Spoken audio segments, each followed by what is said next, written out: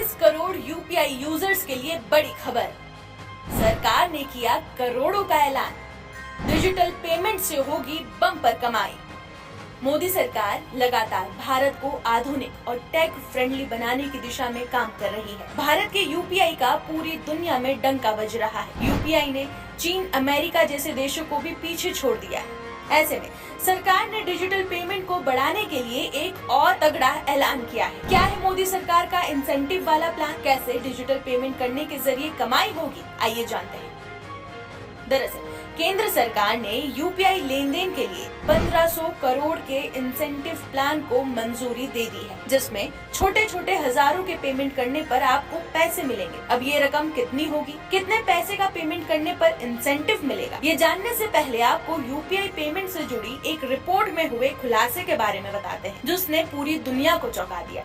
असल में इस रिपोर्ट में बताया गया कि भारत में एक एवरेज के मुताबिक 500 मिलियन का डिजिटल पेमेंट ट्रांजैक्शन हर दिन होता है, यानी 50 करोड़ हर दिन भारत में यूपीआई पेमेंट के जरिए लेन देन किया जाता है। रिपोर्ट में ये भी बताया गया कि भारत में साल 2024 तक करीब 35 करोड़ एक्टिव यूपीआई यूजर्स हैं।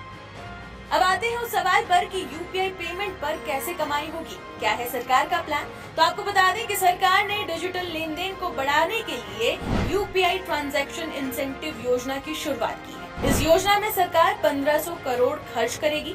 इस योजना में मर्चेंट डिस्काउंट रेट को फ्री किया गया है। इस योजना के तहत 2000 के पेमेंट पर 0.15% का प्रोत्साहन दिया जाएगा। इस योजना में छोटे व्यापारियों को फायदा होगा।